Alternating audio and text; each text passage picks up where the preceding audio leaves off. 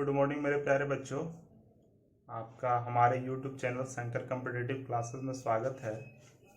आइए हम लोग बच्चों chapter 3 pair of linear equation in two variables हम लोग पढ़ रहे थे।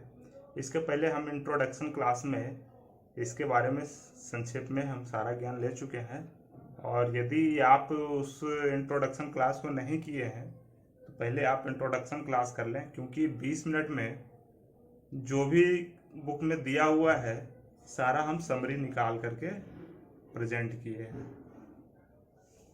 तो जब तक आप उसे नहीं पढ़ेंगे आगे समझ में दिक्कत होगा, है ना।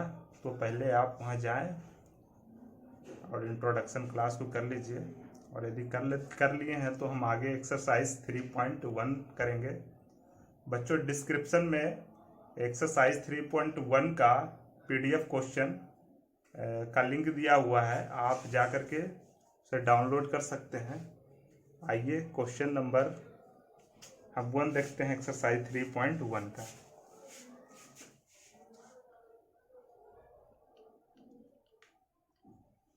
हमारा पहला क्वेश्चन है बच्चों, आफ्ताब टेल्स हिज डॉक्टर। एक पुरुष है जिसका नाम आफ्ताब है, कह रहा है टेल्स हिज डॉटर, उसकी एक बेटी है ना। कह रहा है 7 years ago I was 7 times as old as you were then। वो अपने बेटी से कहता है कि 7 साल पहले मैं तुमसे 7 गुना बड़ा था। चलिए मान लेते हैं आफ्ताब का एज अभी क्या है, मान लेते हैं आफ्ताब का एज कितना है अभी, जैसे जैसे क्वेश्चन में कह रहा है उस अनुसार हम बढ़ते चले जाएंगे और देखेंगे कि आसानी से हमारा आंसर निकल करके आ जाएगा। चलिए क्या कर लिए बच्चों, आफ्ताब का एज प्रेजेंट एज कितना लिख लिए x। अब इसका क्या है एज नहीं पता है तो इसको हम मान लेंगे y। Aftab daughter present age कितना हो गया y।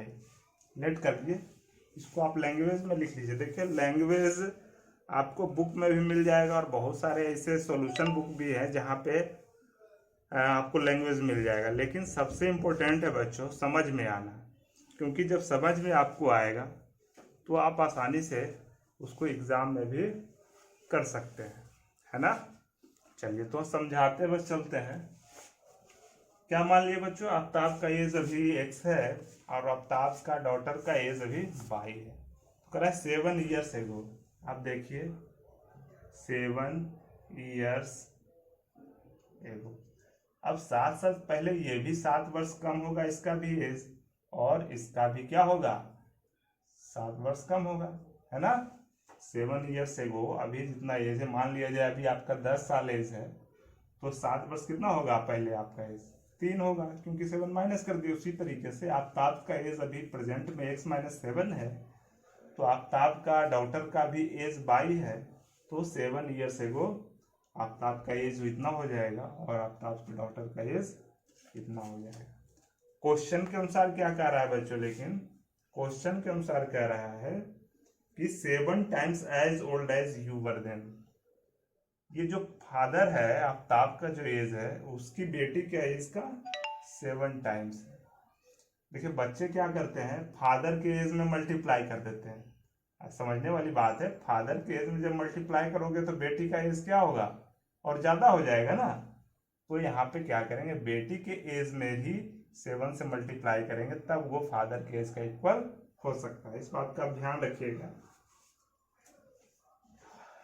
और इसको जब हम सोल्व करेंगे बच्चों तो ये आ जाए x - 7 इक्वल टू 7 - 7y - 49। और इसको क्या दिखाएंगे, x - 7y को इधर ले आएंगे तो ये प्लस वाला माइनस हो जाएगा, है ना। ये -49, ये देखिए -7 है, जब इसको इधर लाएंगे तो प्लस है, या x - 7y इक्वल टू क्या लिख सकते हैं बच्चों, ये कितना हो जाएगा -42। इसको इक्वेशन 1 लिख दिए, है ना। ये हमारा हो गया। अब आगे हम लोग बढ़ते हैं, करा आल्सो 3 years फ्रॉम नाउ, अब से 3 वर्ष बाद। तो लिख देंगे आफ्टर 3 years लेटर। तो देखिए अब से 3 वर्ष बाद क्या होगा, आफ्ताब का एज भी 3 वर्ष बढ़ जाएगा और उसके डॉटर का भी एज 3 वर्ष बढ़ जाएगा। तो 3 वर्ष के बाद दोनों का एज ही होगा। अब देखिए क्वेश्चन के अनुसार क्या कह रहा है, अकॉर्डिंग टू क्वेश्चन क्या कह रहा है, ये अकॉर्डिंग टू क्वेश्चन को संक्षेप में लिख रहे हैं। अकॉर्डिंग टू क्वेश्चन हमारा कह रहा है 3 times as old as you will be. ये 3 times बेटी का एज का 3 गुना हो जाएगा, कब, 3 years लेटर। तो हम इसको इस क्वेश्चन में लिखेंगे। चलिए बच्चों आगे हम लोग ऊपर लिख रहे हैं, ये हमारा क्या आ गया, x + 3 = 3/+3। अब इसको हम सोल्व करेंगे, ये क्या होगा, x + 3 = क्या लिखेंगे इसको, 3/+3 3 जा 9, या इसको क्या लिखेंगे x - 3/। ये प्लस इधर लाएंगे तो माइनस का हो जाएगा, ये हमारा 9 है, अब +3 को इधर ले आएंगे क्या हो जाएगा बच्चों, -3। या हम इसको लिख सकते हैं x - 3/= 6। देखिए इस रूप में हम क्यों लिख रहे हैं, ये देखने वाली बात है कि हम इस रूप में क्यों लिख रहे हैं, क्योंकि हम जानते हैं ax + by + c1 के फॉर्म में लिखा जाना चाहिए, है ना, जनरल फॉर्म में ही होता है ना। या इसको हम ax + by = -c1 इस रूप में भी दिखा सकते हैं। तो इस रूप में इस वजह से लिख रहे हैं। ये हमारा क्या हो गया, ये जो हम दिखाए बच्चों, ये था हमारा अलजेब्राइक रिप्रेजेंटेशन,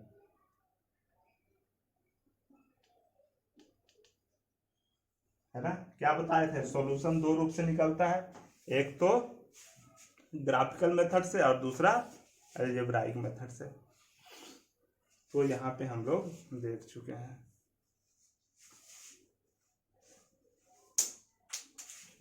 ये हम क्या लिख रहे हैं, अलजेब्राइक रिप्रेजेंटेशन से दिखा दिए। अब क्या रहा है, represent the situation and graphically, और ग्राफ से भी हमको दिखाना है। बच्चों समझ में आ गया होगा, है ना। चलिए इसको मिटा देते हैं, उसके बाद हम लोग ग्राफ से सीखेंगे।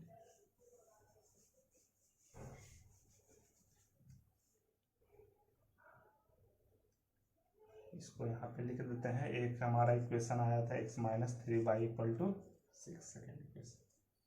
चलिए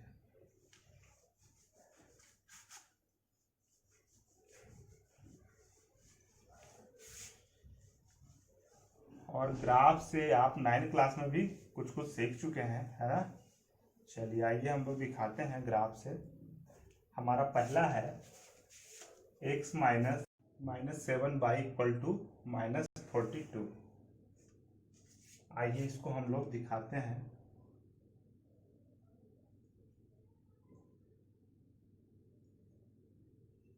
यहाँ पे देखना है बच्चों कि ऐसा वैल्यू y के जगह पे रखना है कि हमारा स्मॉल से स्मॉल नंबर हमारा है। जैसे कहने का मतलब ये है कि यदि y के जगह पे इसको या इस रूप में भी लिख लीजिए, x = 7/-42। अब देखिए y के जगह पे यदि हम 6 रखते हैं तो क्या हो जाएगा, x का वैल्यू यदि हम 6 रखें बच्चों, x बराबर क्या हो जाएगा, 7 × 6 - 42। 7 × 6 = 42 - 42 कितना गया है आंसर हमारा 0, है ना।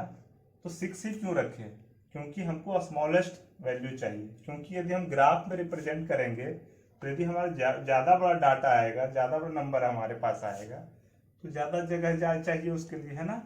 तो हम जितना छोटा हो सके उतना लेंगे। और आगे हम क्या दिखते हैं, y के जगह पर यदि हम 5 रखते हैं तो ये हमारा x का वैल्यू कितना हो जाएगा, 7 × 5 - 42, यानी 35 - 42 कितना हो जाएगा, -7, है ना, -7 हो जाएगा। तो अब इसी यहाँ पे रख दो। अब उसी तरीके से और कोई सोचिए, कम से कम 3 दिखाइए ताकि आसान हो जाए हमारा। उसी तरीके से यदि हम 7 लेते हैं बाई के जगह पे 7 रख करके देखते हैं तो एक्स हमारा कितना हो जाएगा, 7 into 7 minus 42। 7 x y equal to 7 रखने पे हमारा एक्स का वैल्यू भी 7 आ जाता है ना। अब इसको क्या करेंगे, इसको ग्राफ से दिखाएंगे। चलिए आइए, ग्राफ कॉपी नहीं है फिर भी हम लोग इसे व्हाइट बोर्ड के माध्यम से ही देखते हैं। X minus 3y equal to 6 यहाँ पे लिख लेते हैं, इसको मिटा देते हैं। चलिए बच्चों देखिए ग्राफ में क्या होता है, ये हमारा एक्स एक्सिस, ये हमारा एक्स डैश एक्सिस, ये हो गया बाई एक्सिस, ये हो गया हमारा बाई डैश एक्सिस। देखिए एक्स तक 7 तक जाना है ना, इसको बराबर बराबर डिस्टेंस पे लेना है। 1 2 3 4 5 6 7। अब देखिए बाई में कितना तक जाना है बच्चों, 7 तक जाना है ना। ऊपर में भी जितना डिस्टेंस यहाँ लिए हैं उतना ही, 1 2 3 4 5 6 7 है ना। बाई 7 तक गया तो 7 तक हम लिए को दिखा दीजिए। 1 2 3 4 5 6 7, 1 2 3 4 5 6 7। एक्स में -7 तक गया है ना, इसको इधर ले लेंगे। -1 -2 -3 -4 -5 -6 और माइनस। चलिए बाई माइनस में तो नहीं गया है, चलिए इसको भी लिख देते हैं। -1 -2 -3 -4 -5। अब देखिए ग्राफ कैसे हम खींचते हैं, x माइनस 7 बाई ग्राफ। अब देखिए x इक्वल टू 0 तो बाई इक्वल टू 6। x की तरफ हमको 0 जाना है तो बाई की तरफ कितना जाना है, 6 जाना है। तो ये हमारा पॉइंट हो गया, एक पॉइंट यहाँ पे आ गया। फिर देखिए बच्चों x equal to -7, x equal to -7 ये यहाँ पॉइंट आया। तो बाई इक्वल टू 5, बाई हमारा क्या है 5। तो इसके इस तरीके से हम दिखाएंगे, -7 है ना। तो ये इसका कोऑर्डिनेट ये वाला पॉइंट हो जाएगा। एक पॉइंट यहाँ पे आया, एक पॉइंट यहाँ पे। अब देखिए x इक्वल टू 7 तो बाई इक्वल टू 7। x की तरफ हम 7 जाएंगे और बाई की तरफ भी 7 जाएंगे। इसको देखिए यहाँ पे हम दिखाएंगे और बाई की तरफ 7 हम जाएंगे तो हमारा ये पॉइंट आएगा। अब क्या करिएगा बच्चों, एक स्केल के माध्यम से, स्केल तो भी दिख नहीं रहा है बच्चों यहाँ पे, स्केल के माध्यम से आपको एक स्ट्रेट लाइन खींचना है जो तीनों पॉइंट्स होकर के जाता। चलिए रफ में हम खींच दिए। तो ये जो हमारा स्ट्रेट लाइन है ये x minus 7 y equal to -42 का ग्राफ है ना, ये वाला स्ट्रेट लाइन। बच्चों समझ में आ रहा होगा है ना। चलिए अगला हम देखते हैं, दूसरा हमारे पास इक्वेशन क्या था, हमारे पास था x minus 3 y equal to 6। इसको हम क्या लिख सकते हैं, x equal to 3 y plus 6। चलिए अब यहाँ पे भी इसी तरीके से दिखाएंगे। एक टेबल बना लीजिए और ऊपर में इस तरह से लिख दीजिए x y। अब देखिए यहाँ पे क्या करना है, जैसे यदि हम पॉजिटिव इंटीजर यहाँ पे लेते हैं तो वैल्यू बड़ा होता जाएगा। मान लीजिए यहाँ पे 1 लेते हैं तो 3 1 जा 3 प्लस 6 9 ज़्यादा तो माइनस में लेंगे। बाई क्या करेंगे, माइनस में लेंगे। तो जब माइनस में लेंगे बच्चों, मान लो -2 लेते हैं तो क्या हो जाएगा यहाँ पे 3 इंटू -2 -6 प्लस 6 0 है ना। तो माइनस लेंगे तो ज़्यादा फायदा होगा। उसी तरीके से -1 हम लेंगे बच्चों तो ये क्या हो जाएगा, देखिए x इक्वल टू क्या हो जाएगा, जब हम y के स्थान पे -1 लेते हैं तो -1 प्लस 6, x इक्वल टू हो जाएगा -3 प्लस 6, 6 में से 3 जाएगा 3। यानी -1 रखेंगे बाई की जगह पे तो x का वैल्यू हमारे पास 3 आ जाएगा। अब देखिए यदि हम 0 लेंगे तो क्या होगा, बाई इक्वल टू 0 जब लेंगे तो ये तो हमारा 3 इंटू 0 कैंसिल हो जाएगा, +6 बचेगा। अब इसको हम यहाँ इसी ग्राफ पे हम दिखा देते हैं। यहाँ क्या देख रहे हैं बच्चों, x equal to 0 y equal to -2, x equal to 0 y equal to -2, ये हमारा पॉइंट आ गया। फिर क्या देख रहे हैं बच्चों, x equal to 3 y equal to -1, x equal to 3 y equal to -1, कहा दिए x equal to 3 y equal to -1, तो ये हमारा पॉइंट। फिर x इक्वल टू 0 तो y equal to 0, y x equal to 6 तो 6 ये हो गया, और बाई की जगह पे नहीं जाना है 0, तो यही हमारा पॉइंट है। अब इसको क्या करोगे बच्चों, तीनों पॉइंट को मिलाते हुए एक स्ट्रेट लाइन आप खींच दीजिए। ये स्ट्रेट लाइन किसका है, ये है x minus 3 y equal to 6 का, है ना। उम्मीद करते हैं बच्चों समझ में आ गया होगा। इसी टाइप से और भी सवाल आपको यदि आएंगे क्वेश्चन में तो उम्मीद करते हैं आप कर लिए जाएंगे। बच्चों आप मेरा चैनल को सब्सक्राइब कर लीजिए, क्योंकि मैं बहुत ही बेसिक से बताऊंगा और आपको आसानी से समझ में आएगा। ठीक है बच्चों, धन्यवाद।